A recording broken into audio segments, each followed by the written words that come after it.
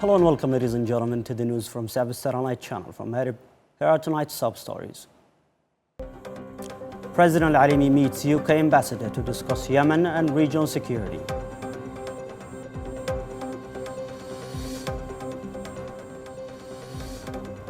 Prime Minister calls for stronger coordination to improve business environment.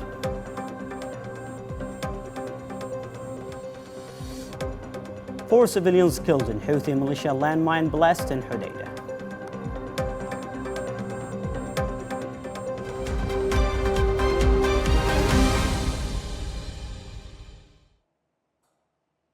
Welcome back. The President of the Presidential Leadership Council, Dr. Rashad Al-Alimi, met with UK Ambassador Abida Sharif today to reinforce bilateral relations and regional security. Declaring a new phase for Yemen, the President highlighted unprecedented political unity aimed at rebuilding state institutions. Addressing the humanitarian crisis, he stressed that the government has never blockaded Houthi-controlled areas, ensuring ports remain open for essential goods. The true cause for the crisis, he stated, is the militia's hijacking of national resources. Al-Alimi emphasized that securing the Red Sea and global shipping lanes fundamentally requires a strong, legitimate state on Yemeni land. In response, Ambassador Sharif reaffirmed Britain's steadfast support for the Presidential Leadership Council, the comprehensive peace process, and Yemen's institutional recovery, while officially welcoming the appointment of the new foreign minister.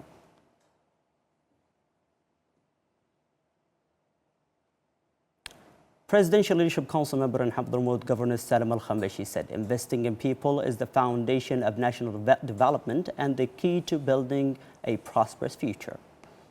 Speaking at the Athar Development Forum organized by the Hadramaut Development Foundation under the theme 2 Decades of Investing in People, Al-Khambashi said developing education skills and human capacity remains the cornerstone of sustainable development.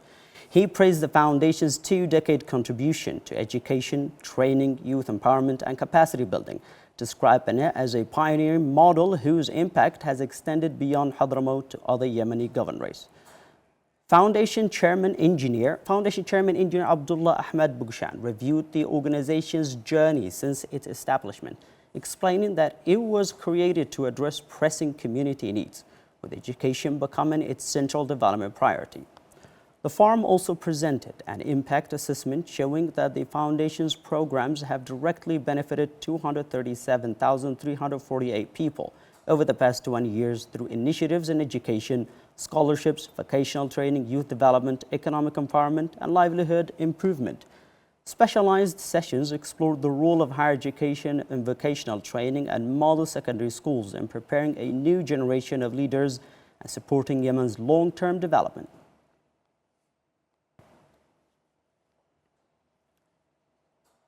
Prime Minister Dr. Shaya Zindani chaired a joint meeting in Aden with the Ministers of Finance and Industry and Trade, along with senior officials from both ministries, to discuss strengthening institutional coordination and improving the implementation of economic regulations. The meeting reviewed priority issues, including customs procedures, with the aim of ensuring the smooth flow of goods, reducing overlapping administrative processes, and balancing effective oversight with the trade facilitation. Zindani stressed that the current phase requires a more integrated government approach based on continuous coordination, information sharing, and complementary rules among state institutions to improve efficiency and better serve citizens and the private sector. He emphasized that the economic laws and regulations must be enforced through coordinated actions to eliminate unnecessary bureaucracy, enhance institutional discipline, and create a more attractive environment for trade and investment. The Prime Minister also directed the preparation of permanent coordination mechanism between the two ministries to address shared issues, unify procedures and legal interpretation, accelerate service delivery, and strengthen business confidence.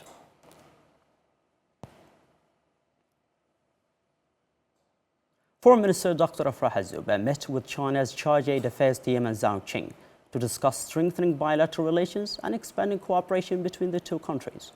The talks reviewed development in Yemen, the long-standing friendship between the two relations, and the 70th anniversary of diplomatic relations established in 1956. Discussions also focused on enhancing cooperation in development, humanitarian assistance, education, capacity building, and coordination on issues of mutual interest.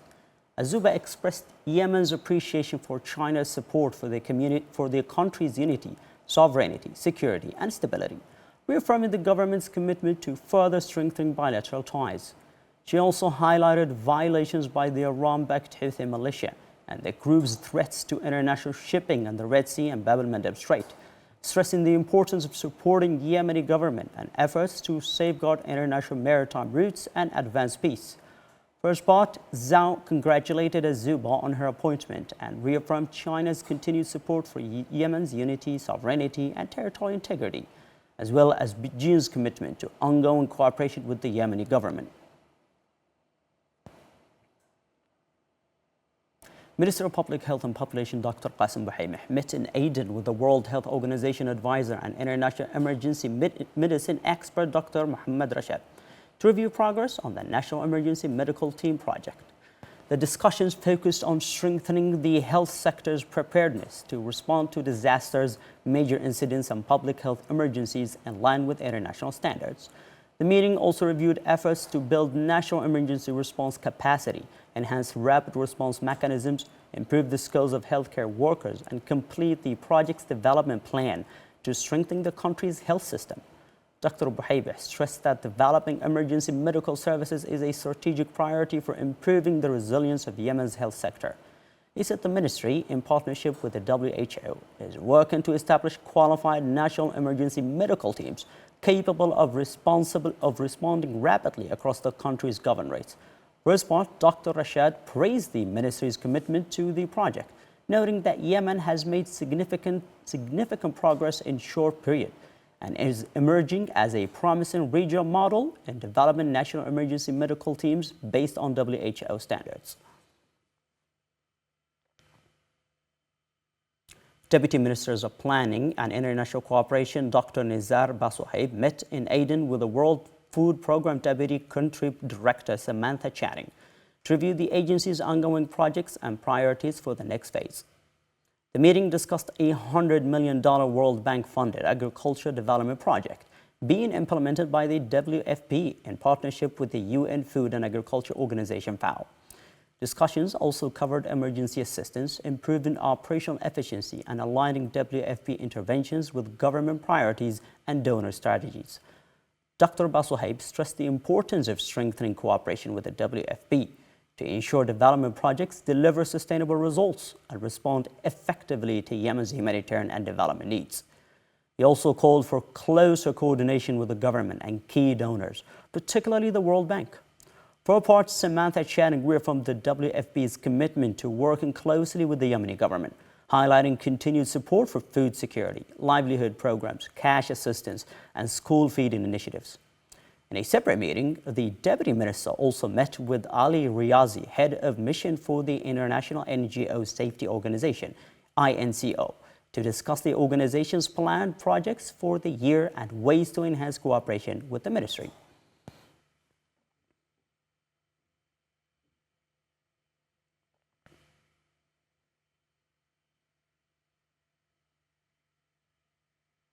A three-day training workshop on artificial intelligence and journalism has opened in Marib, organized by the Yemeni National Organization of Journalists SADA in partnership with the Friedrich Ebert Foundation's Yemen office.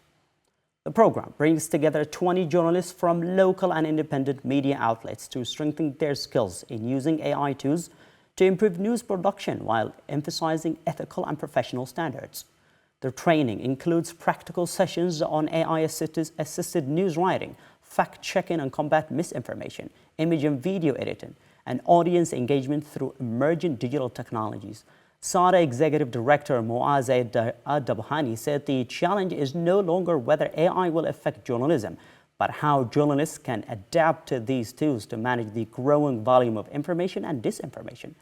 He stressed that artificial intelligence should remain a support tool rather than a substitute for professional judgment.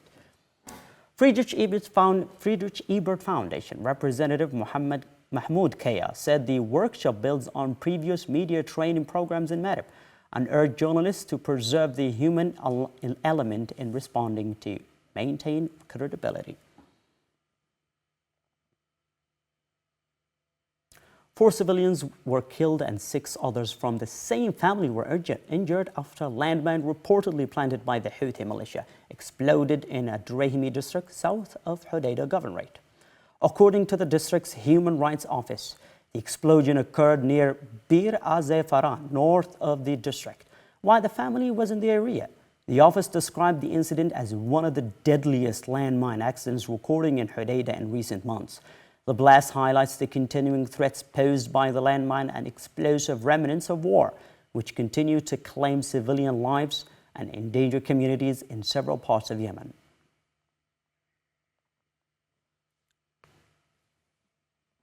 Landmines remain one of Yemen's deadliest legacies of war, continuing to kill and injure civilians long after the fight has ended.